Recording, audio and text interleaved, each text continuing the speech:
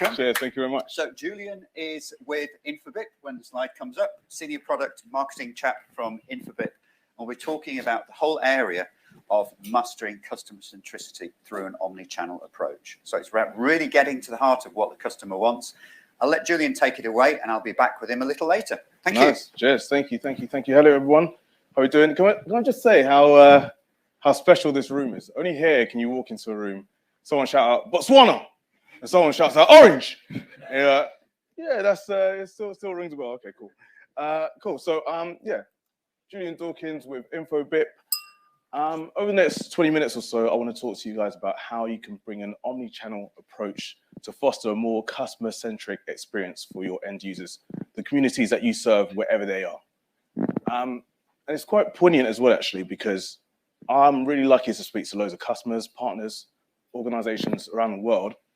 And what's coming up more and more as a topic is they're asking, how can we moat ourselves against our competitors?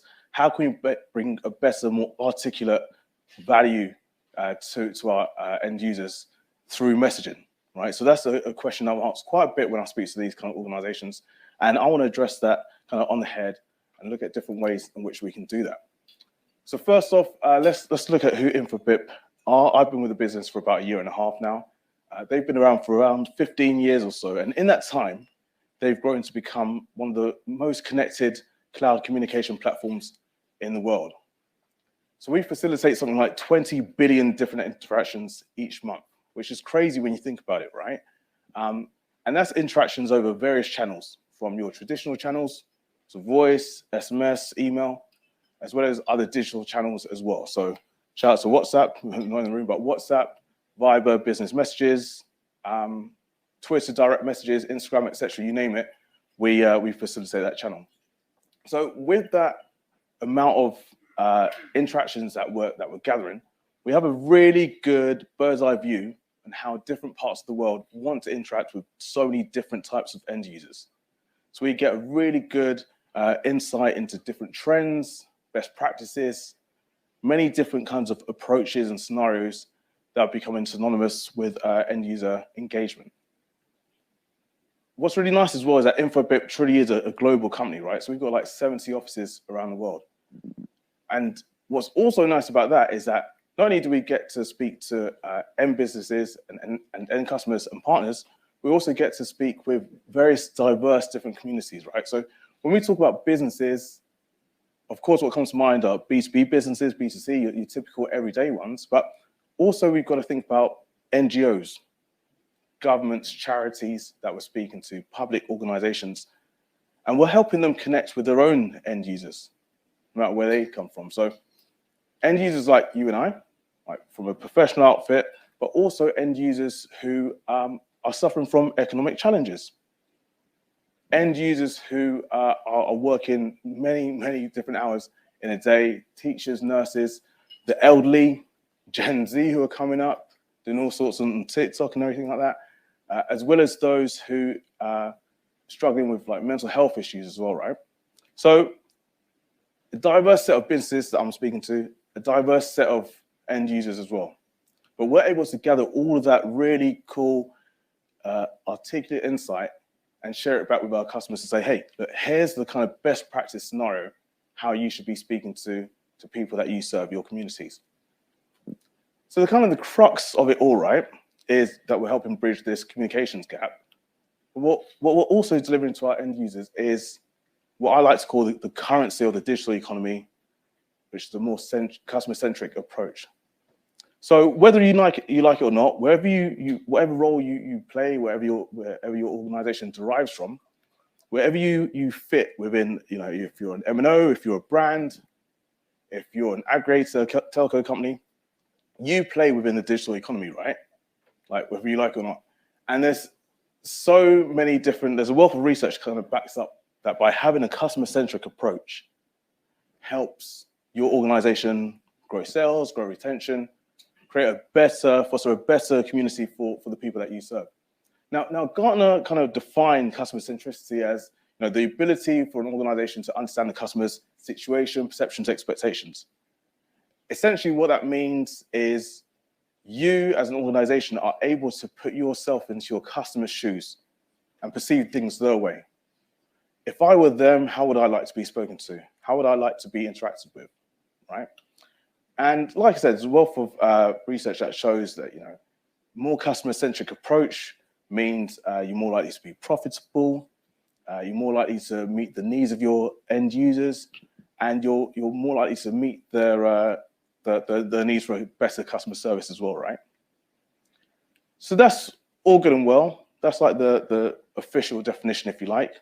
We could run through the research for days about what it means. But for me, when we talk about customer centricity, in my role as leading product marketing for Infobip, especially looking after voice, when I speak to customers, organizations from around the world, SMEs, enterprise companies, startups, charities, etc., and throughout my experience just within the space, for me, customer centricity essentially means delivering evidenced, tangible, conclusive outcomes for our customers time and time again. Yeah, there's no lapse in it. We always put them in the center. And for me, there's almost like a formula or an equation behind it, right, as to how to build a customer-centric experience for those that we serve. There's a couple of legs to it. The first leg includes customer experience. So this is essentially, how do I build an attractive, compelling storefront, whether it's physical or digital? What does it need to consist of? What does it look like? This could be through personalization, A/B testing, experimentation. Could mean just having a really cool looking website, for example, right? So there's many different elements to it, but essentially you've got to round it off by saying, what does our customer experience need to consist of? How do I make it really cool for the people that I'm serving? So that's on one hand. On the flip side, other part of the equation is this verse of digital experience, right? But as I like to see it, it's the infrastructure that upholds the customer experience to help push towards this customer-centric approach. So when we distill it a little bit, this digital experience more consists of having a robust CMS platform, a really good CRM with good filters, good data, which informs how we should be speaking to our customers. It's about having an untangled web in order to really uphold our customer experience and make sure that what you're delivering is consistent, it's reliable, it's robust, right? So this kind of forms what we're looking at for a customer-centric approach. Customer experience on one hand, make sure I interact with people in a good way. Digital experience, make sure I've got the infrastructure to uphold that. But there's something that ties it all together, that ring fences it all in. And that's an omnichannel approach. And when we say omnichannel approach, it's essentially saying delivering the right message on the right platform at the right time and time again. Yeah. And for me, omnichannel really helps tie it all together, because without having an omnichannel approach, everything's quite fragmented. It's not a joined up proposition. It's not just about the end goal, i.e. uplift in revenue or better brand equity, better recognition, etc. For me, omnichannel is essentially saying, let's put our customers in the center, and let's build a messaging framework around them that makes it easier for them to do business with us. Yeah? But there's one caveat that's in the way, a big caveat that's in the way, you should say, actually. And it's this, what I call the omnichannel conundrum, right? Because we all want to deliver a customer-centric experience. We all want to deliver something that's resonating, that's powerful, compelling with our end users. But all of this lies in the way, right? You've got all these different providers, all these different channels. And in order to get through to your end user, remember what we mentioned before, whether they be nurses, whether they be students, Gen Z, whoever they might be, whoever it is that we serve, there's so much mess, tangled mess in the way in order to get to them. And by having this traditional kind of route of this point-to-point approach, it means that it's longer to get to market, it's more expensive, it's less efficient, it's more tiresome. So surely there's a way to untangle it, right? And make it a lot more straightforward to do business. make it easier for customers to approach you, more accessible for them. So I want to give you like 3 nuggets onto how to help iron this complex web out a little bit, make things a bit easier. To craft a resonating omnichannel experience, you have to have a 360 view of your customers, right? So your ability to identify each individual along the customer journey stage makes it a lot more likely that you're going to be successful in interacting with them. And what I mean by that is, if you can marry up the history across different channels of end users speaking to you, you're more likely to build a more resonating experience for those users. So let's say, for example, that a customer enters you via email, they're interacting with you. And then later on, and that's during the morning, later on in the day, they want to message you via WhatsApp. The history that you've had between each interaction should be seamless, right? Single customer view. The next one is uniform customer engagement. So we should try and mitigate any gaps between different channels when speaking to our end users as well, right?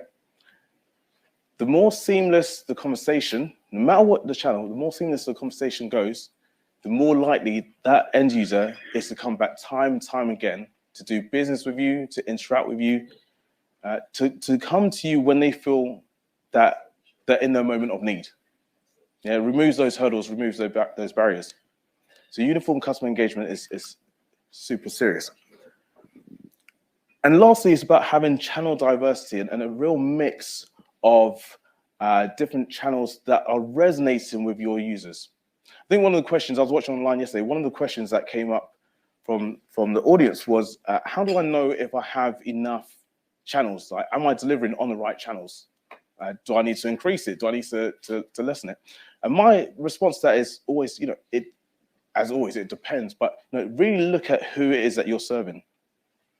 When we speak to different organizations, they always say, oh, we want to stick with just email, SMS, for example. Okay, all good and well. But are you reaching out to those who may have, this is text-based communications, are you reaching out to those who struggle with reading, maybe being dyslexic, for example? Are you addressing that audience? Are you adhering to their needs? Because voice might be a really good channel for you, right? Think about surveys, for example, always text-based, can do it by email, can do it via web form. But how about a call-based survey to make it easier for those who are on the go even? Yeah, so you've always got to think about, okay, what's the outcome I'm trying to provide for my customer? What's the easiest way for me to journey them there?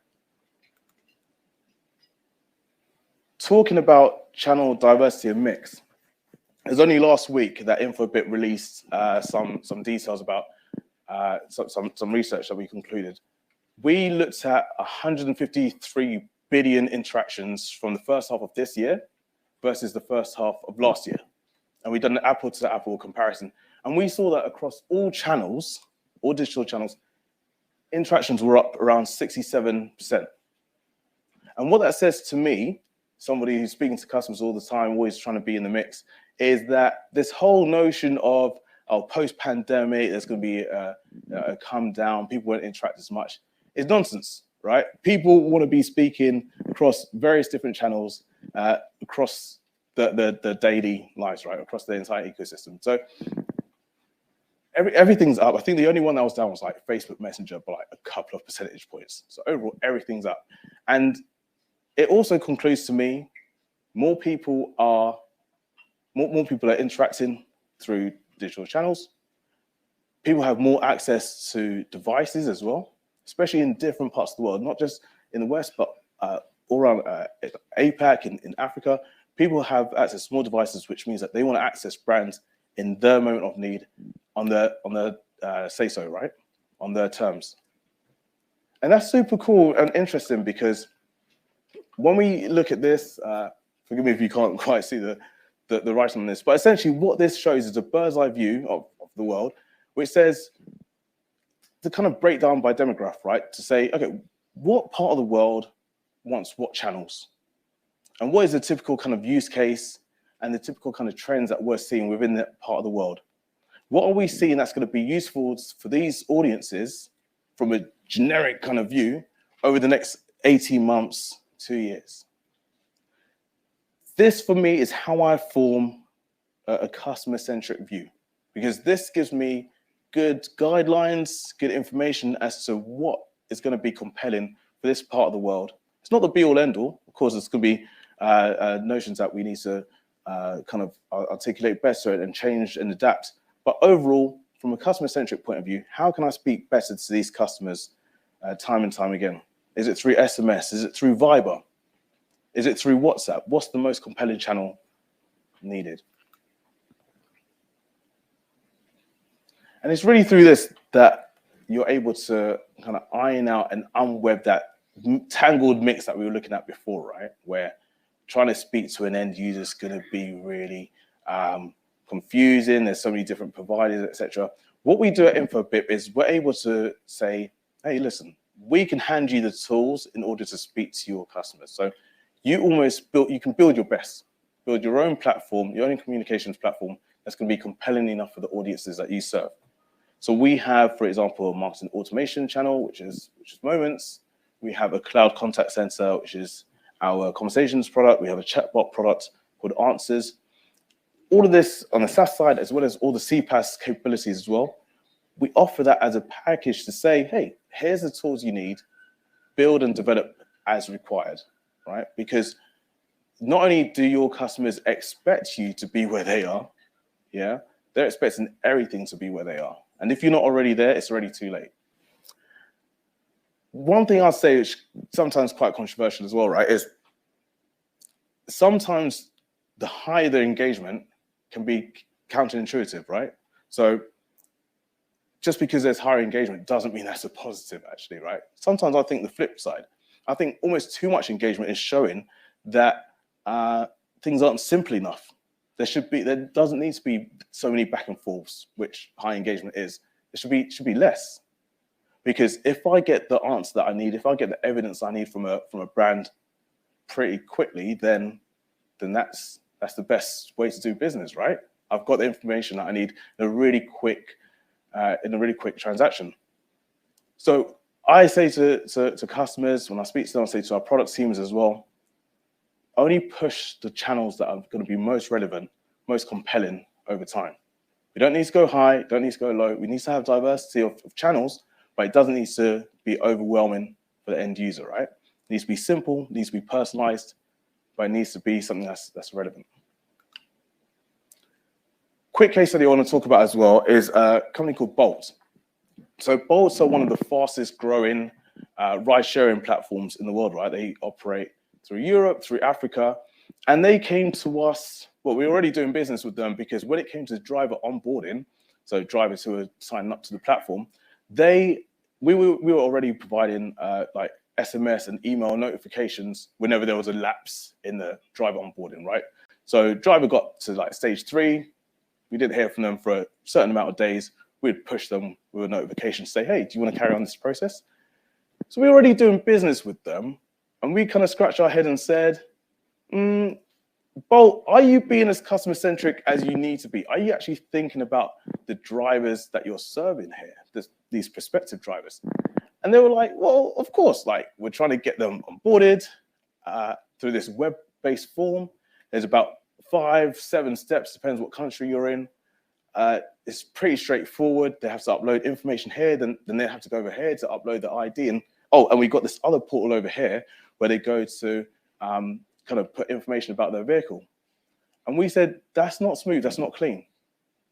So what we proposed is we took our ecosystem of products and we adapted it for Bolt.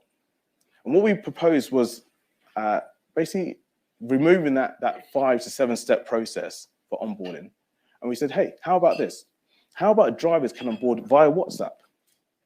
So they can message a contact center representative from Bolt directly. They can upload the driver details there. They can upload the vehicle details there as well. Really quick, really smooth. How about this as well? How about you make it not only available through WhatsApp, but you also make it available through Facebook Messenger? Because we know that in certain demographics of Africa, especially Western Africa, there's a big uptick in Facebook Messenger. That'll make it super easy for these drivers. And what's really cool about this story, why I like it so much, is that just these simple additions of channels, this omni-channel approach, taking the historic data and making it on the right channel at the right time, made it super easy for these drivers now on board. Many of them, when you looked at the demographic, many of them were looking for second jobs. So they're already working full-time during the day. So did they really have time to sit down at a computer to fill out this long web-based form? Do they have all the documentations they needed all in one place? No. Whereas now they could do it all through WhatsApp. So they could do everything on their phone, one hand, and carry on with their day's tasks whilst they're on the go. So they could go back to the registration format almost any time that they needed. And that's super cool. And we were able to help them increase driver conversions, so drivers are onboarded, by 40% in a short amount of time. And I think it's really cool. I really like Bolt because they're trying to moat themselves. I said at the top, right? Companies are asking more and more, how can we moat ourselves against the rest? They're able to moat themselves against the likes of Uber in certain parts of the world really well, and they're performing even better now. And drivers are a key part of their proposition. You know, how they look after drivers, how they onboard them, how they speak to them, how they engage with their drivers, and make them partners rather than just like self-contracted people. So I think that's a really cool story. I really like that one. So, team, when it comes to different kinds of trends that are coming, when it comes to different kind of use cases, scenarios, etc., year after year after year, there'll always be something new. Like you can look at this, you can analyze it. I could literally do like a whole half-hour thing about this, about future trends that are coming up within the messaging space as we go towards the 2030. There's so much going on, right? But the crux of it all, if there was like almost like an equal sign there, all it equals, everyone in the room, is a customer-centric approach. Always placing the customers in the heart, putting them at the centerfold of your messaging strategy, thinking about where they're coming from and where it is that you want them to be, think about their needs, what's resonating for them. That is what migrates customers from anonymous into advocates. And that's how an omni-channel approach can really help drive a more customer-centric approach for your end users. So with that, I say thank you very much for your time. Feel free to add me on LinkedIn and cheers. Julian, you're not done yet. Thank you. Have a seat. Just a couple of minutes with Julian. So first of all, we're here at an event called MEF Connects Omnichannel, but when did omnichannel, the word omnichannel, first arise? Does anyone know what year? And where? And why? The answer is 2010. The answer is the second answer to question 2 is Harvard Business Review. And it was some researcher. He put together his thoughts of literally, he framed a lady going to a clothes shop and the whole experience beginning to end and post-sale. And that, for him, he called it omnichannel. And that word first appeared linked to retail 12 years ago. That was 12 years, but only now truly is omnichannel becoming real with providers such as yourselves, having that fully integrated solutions, allowing for that conversation from channel to channel. What I really liked about your presentation, Julian, was you mentioned SMBs, small and medium-sized businesses. Of course, you touched on large clients, which you've just done now, like Bolt, but you talked about SMBs, you talked about charities. Now, some of you, many of you probably like myself, many years ago, 30 years ago, will have studied business studies, and you always taught that you need to approach the customer, you need to ask the customer what they want when you're developing goods and services. But we've seen that there's so many channels that go into the world of omnichannel that do customers really, should we be going to the actual end user, us, the customers, and asking customers how they want to be interacted? That's the first question.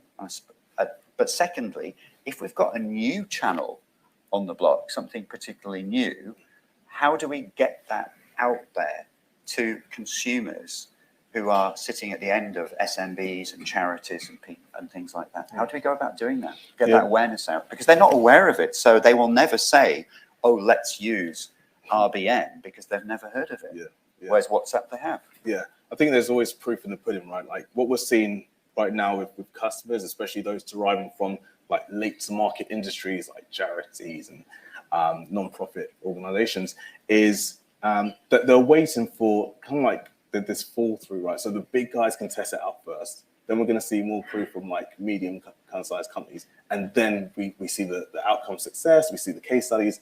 Okay, now we're more inclined to go ahead and use it. I think the awareness stage of it all comes from that proof in the pudding, but also just the awareness that these kind of interactions can work. And if there's providers who can help with that, I think to make themselves more appealing is by specifically targeting non-profit charities, whoever it might be, SMBs, and saying that this is our unique proposition for you. This is where you want to go. This is how we can help you get there. And I think by having that kind of conversations directly with businesses, whether it be through industry events, etc., face to face, that really provides reassurance and care that they can be part of that conversation as well. It's not just left for the big enterprise guys to go and do things. They can also report in as well. And when your first point was around, do customers want to have like these different interactions? I definitely think so. I think the less hurdles in the way, the easier and more accessible brands can be, the more likely end users are to pick up their phone and do business with businesses and brands that they like. Julia gave the example before with WhatsApp and said the likes of Starbucks, BA will be accessible through WhatsApp, for example. That on one hand might dilute the brand proposition, because instead of having a separate app, a whole separate brand experience, now everything's kind of handled through one channel. That could dilute the experience. But I actually see it the flip way to say, hey, it's way more convenient for me to have this super app where I can do everything. So I'm always going to go back to my favorites, versus me having to download 10 different apps and remember which one I logged into last time. And that's going to be gone in the near future. And it's more about handling, what's the equity that brand delivers, why I need to go back to them, what's compelling about that brand, how do I access it? I think we're all seeing that with apps, because so many of us, look at all of our phones. How many apps do we have on our phones? How many do we actually use? The answer is probably 5 a day, and 2 or 3 of those are chat oriented. We all know that. So yeah, of course, enterprises want to get out there and access and reach their clients. But I think from what we're seeing across the industry, the days of an enterprise being so reliant on their own app alone for doing that, they're not numbered. They're way behind us, and it's definitely messaging through Omnichannel. Yeah, that's the way forward. And that's how they're going to differentiate themselves as well. How do they converse with the end user once they've got that transaction or conversation going? Is it slow? Is it fast? Is it casual? Is it formal? Are there emojis involved? This kind of intricate detail really defines what a brand is. That's why the brand voice and brand equity is going to stand out a lot more than necessarily if I access via an app experience. It's taken time to catch on, because we had Julian from WhatsApp, and it was Facebook that actually first did that. I think their first big global client you talked about British Airways was actually KLM back in 2015. So it's been around for 7 years. So it's been there. But it's now really coming to form. We're seeing it. So, Julian, thank you very much. Thank you. It's really great. Cheers. Thank you. Thanks. James, we have time for... Also, what I've got to do as well, first of all, is, I forgot to say, thank you for sponsoring the session. Yeah. But also, we have it was time rather for... obvious because Infobip was everywhere. But we have time for a couple of questions. Wonderful. You do? Yes. Excellent. We have questions in the room. Yes. Fantastic. It's Paul Eccles. Sorry, I've got questions as well. Yeah, good. James, I'm actually going to pick up on something you said, actually, James, there, and it kind of links in. Sitting down.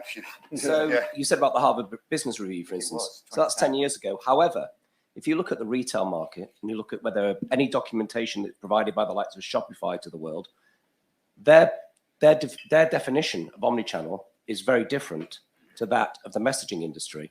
So my question then flips to yourself, Julian, from the perspective of, what are the likes of Infobip doing to educate the likes of the retail market on what omnichannel actually is? Because I know you've had this initiative about mobile as a channel to try and also to reduce down the complexity that people are seeing. And in respect to that, from the perspective of demographics, it's then that the question will be, what are you doing from a persona perspective? Because, I remember being in Dublin at the event that Google put on, and Wally Brill from Google did a brilliant presentation on personas. And again, personas for different demographics. That surely would also help organizations engage better with different demographics within their customer base, whether it's somebody like my father who's 86, somebody like my son who's dyslexic, or my daughter, or what have you, through to the likes of ourselves. So it'd be interesting to understand that and how that can be utilized to help drive forward the development of conversational commerce and rich business messaging. Yeah, absolutely. Yeah, I think with personas, even in working in several different industries before within SaaS and everything, personas were only looked at, refreshed like once every couple of years or so, right? And what we're seeing now with Infobip is we're refreshing personas almost on a monthly basis, like the types of audiences that we're more applicable to now as well, because it's almost as if more people are coming online, as in like who we can serve. And I think it's quite poignant that companies like Infobip, platform providers, are becoming more accessible to the likes of different channels, etc., working with the likes of Viber, WhatsApp, etc., because that means that the addressable market is now way wider. So the kind of equation behind who we're serving, different parts of the world, etc., the use cases that are becoming more available are more telling, and they're only going to grow up the more that it's done. So every time that we work with a new customer and there's a new use case that comes out, new customer story, kind of different outcomes, we pull all that information, we provide reports on it, whether it's turned into white papers, whether it's turned into a report like we've just shared with some statistics, etc., which is part of a massive report. It took us half a year to do. We're using all those nuggets there, all those different takeaways to educate our internal teams, inform our go-to-market strategies, so that when we do start speaking to these more applicable audiences, we have a really compelling story to tell that it's accessible, conversational commerce is here to stay, and this is a much more innovative way of doing business. Paul, we need to end the session now, but to your point about the definition of omnichannel, I 100% agree. And omnichannel is a word that is thrown around like confetti and candy. And very few people understand exactly what it is. But more to the point, there are actually very, very few companies, and I'm pleased to say many of them that can do it are in this room right now or watching online. But I would probably say I could count them on my fingers and toes. And I do have 5 toes on each foot. Yeah. So the companies that can truly, truly deliver omnichannel, as we know it really means within the industry, because 99% of what's out there is multi-channel. It's not omnichannel. Mm-hmm. It's about marrying up history as well. That's the key thing, is the data. And it's exactly that. Analytics. Making that data relevant. Yeah. Absolutely. Brilliant. Thank you very much. Thank you, Julie. Thank you. Okay.